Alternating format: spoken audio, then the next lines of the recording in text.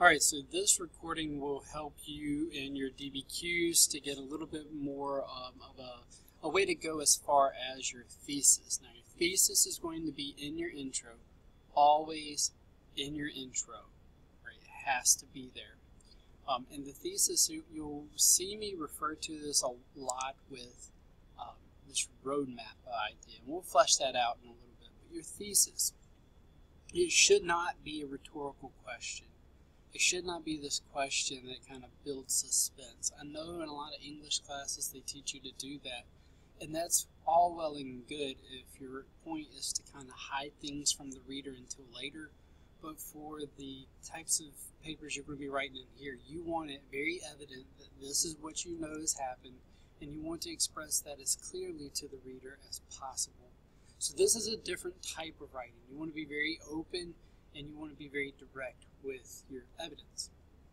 So THW is going to be that your thesis is weak, is that it's lacking something. A lot of times it's not approaching the topic.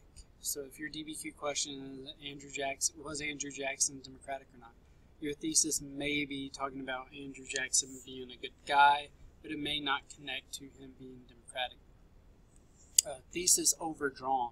This is when somebody rambles and rambles and rambles and doesn't get to a point, or that point is just kind of in a mangled mess of words that, yeah, the thesis is there, but you've spent about 2 paragraphs worth of ink trying to get there. And then thesis, or TH question mark, is that the thesis is not necessarily there. You may think it's there, but I, or whoever is reading it, can't tell it's there.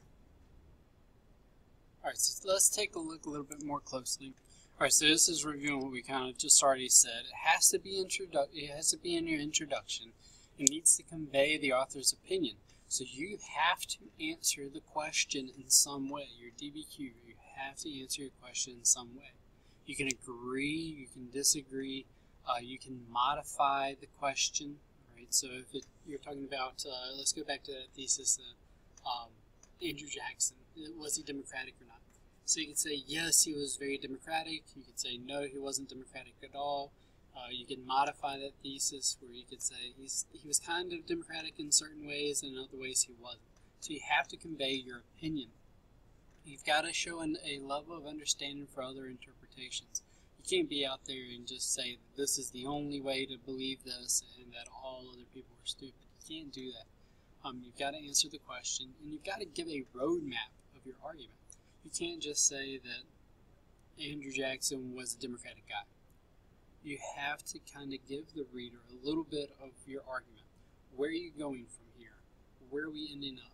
How is this thing going to progress? So you can say Andrew Jackson was Democratic because he did A, he did B, and he did C. You don't have to go into a whole lot of detail, but you've got to give that roadmap. You've got to give people kind of what to expect, where they're going. Excuse me. And also, the introduction of the thesis is not where you're going to cite information, so you want to avoid that. Now, the way I think of your thesis is this. This is Garmin. You've got to strike that balance between giving too much information, giving too much of the roadmap, giving too many details about your argument, and not giving enough. So you got to strike that balance. So let's think of a road trip from the school, 400 NMC Drive in Zebulon, North Carolina, to Washington, D.C. All right, and we're going to have 3 different Garmins, and we're going to take a look at which one's best and why. All right, so Garmin A. All right, Garmin is going to tell you to exit the student parking lot and turn right and proceed to the end of the NMC Drive at 35 miles an hour. Stop at the stop sign and turn left on the Gannon Avenue. Continue approximately 1 mile at 45 miles an hour past the forest, gas station, Walmart, and San Jose restaurant. Go over the overpass and turn left on the US 264. Proceed on the ramp, gaining speed up to 70 miles an hour. Merge into traffic once it is safe. Now, what problems do we have here? It looks like it's doing a really good job. I mean, Garmin's going to get you there safe, and there's no way you could ever get lost with this. The problem as a thesis is that this is going to be giving you way too much information. This is not going to be usable. Why is Garmin going to tell you to go 45 miles an hour when there's going to be a sign on the side of the road that says 45 miles an hour? Why do they have to say go past the Forest and the gas station of Walmart in San Jose? So this one is kind of an example of something giving way too much information. And the same thing's with the thesis. You don't want to give away your entire argument in the thesis. However, take a look at this one. Leave school, get on 264 West, go to Rocky Mount, head north, merge at Petersburg, continue heading north. Alright, well, when you get to Rocky Mount, what road are you taking? There's a couple of different roads in Rocky Mount. Where are you going? Head north. Right, get on 264. Okay.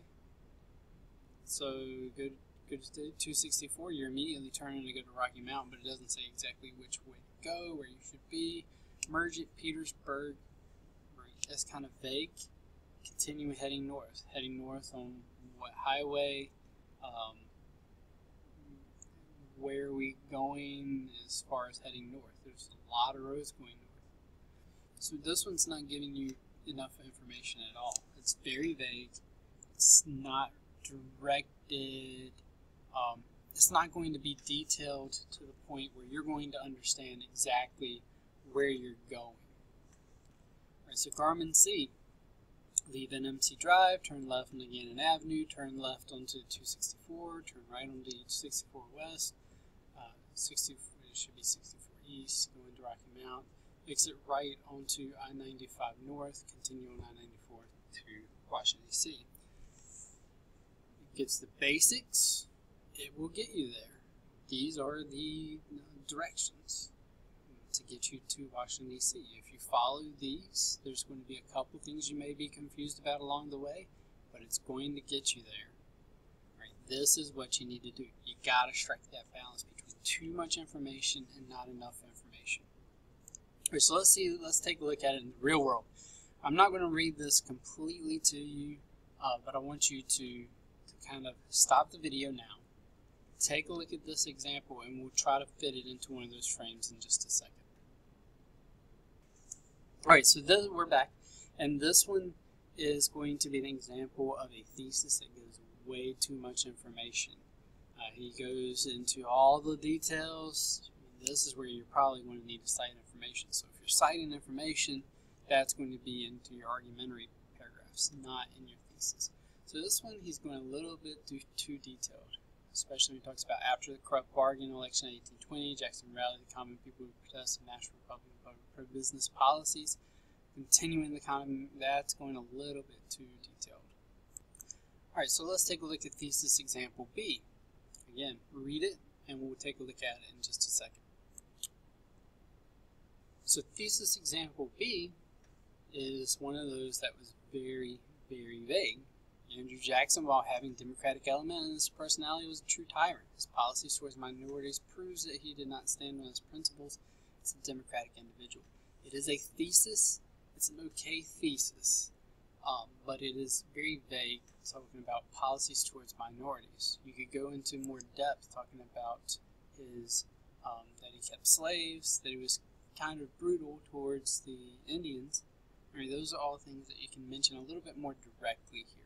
Again, we're not giving the whole argument away, but you're giving that framework to build your argumentary paragraphs. And finally, let's take a look at a third thesis paragraph that's probably much better than the other two. Thesis example C. Alright, so in this one, and I'll just read through it really quickly. Andrew Jackson represents one of the most influential presidents in American history. While many people hail Jackson as a Democratic president for his accomplishments in opening up voting regulations and acting in the economic interests of the common man, his detractors paint him as a tyrant for his overuse of veto power and in part forced removal of natives to Oklahoma. It's right on point. Right? We have a brief summation of the entire argument you're going to make. You have specific instances that shore up both sides of the argument that you're going to be arguing for. Right? That he was opening up voting regulations and acting in the economic interests of the common man, but also that he overuses veto power and forced Indian removal. That's better than saying that he was brutal towards minorities. It doesn't give examples. It doesn't give you that much of a framework to build off of. So this is a much better thesis. Alright, so I hope with this video that you're going to be able to take a look back at your writing, compare your thesis against the thesis and theses in these videos, and be able to kind of get better at striking that balance between giving too much information and giving too little.